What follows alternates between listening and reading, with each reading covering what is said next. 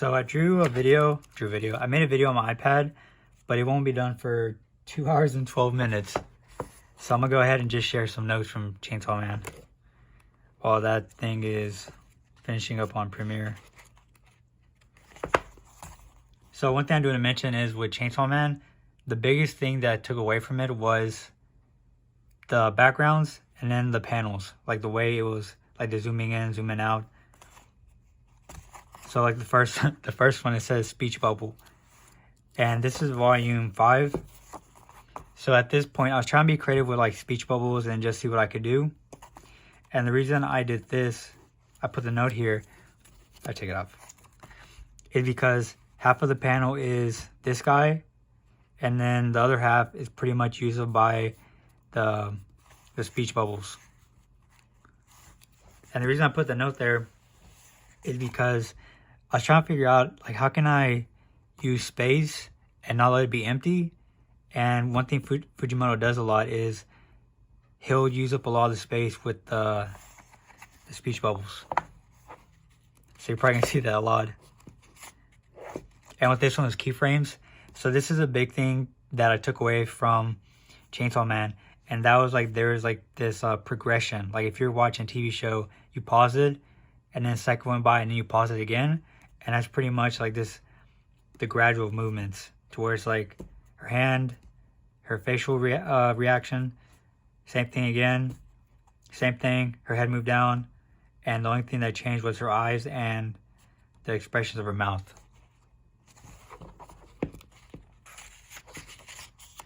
So this one was like the zooming in, and it says hands focus. So pretty much it's like whatever's happening in the scene, and then, or in the panel, and then next panel, it focuses on that one thing that's like happening, and whenever you zoom in, it puts more emphasis on what's happening. So this one says no background, zoom in, and I thought it was just pretty cool. Same thing, like whenever you have something happening and you just focus on the object, then it's like more of an emphasis. And then right here, Yawaki, it zooms into his mouth, same thing, as like more emphasis on the expression. And then here it zooms out. And of course there's like a lot, same thing, no background. So I thought it was super cool how, I mean, there is a background, but in a way, there's like this balance to where it's like you have the flowers, and then the background is pretty much just like the petals.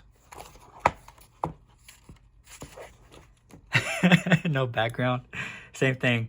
So this one has no background, and I think the way that Fujimoto adds like more information is because half of this panel is Kobini and O-Girl, and then the other half is a speech bubble, and then right here is like simple.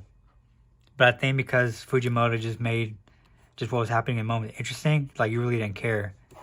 And this one also, the other note I would have put would have been keyframe. Can you see here Kobini? And then right there, her head tilts a little bit down, and then her facial expression changes a little bit.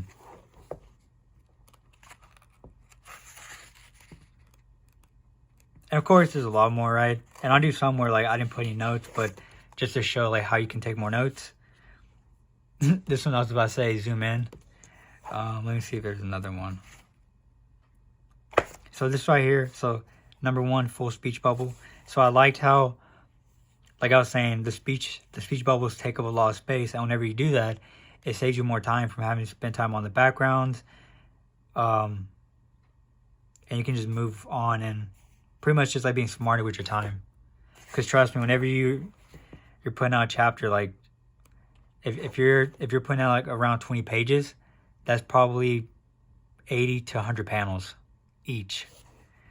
So it's a smart way. Like I think if you can just make an interesting story and interesting characters, it's definitely helpful. And then with this one, I mean, if you wanted to, for notes, it could be the background, it could be the shading, it could be maybe even just a fighting pose. I mean, that's a good pose. I'm gonna do one more. This one, I mean, if you're learning like the speed lines, like this would be a good one. Good pose. The way the shading is done, that's pretty cool. Let me see if I can find another one like this one. If you're working on onomatopoeias, which is like the sound effects, that's pretty cool with the halftones, and that's something that I picked up. Right there, same thing, onomatopoeias, the little speed lines. Right there's pretty cool. How because he's in the sky,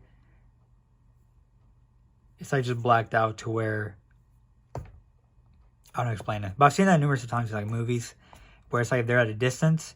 It's just pretty much like the silhouette. And like this one, if I would put another note, it would have been no background and keyframes. Cause right there, and then right there, his face changes a little bit. It tilts to the side, the expression, and then right there, yeah, that's a lot of expression.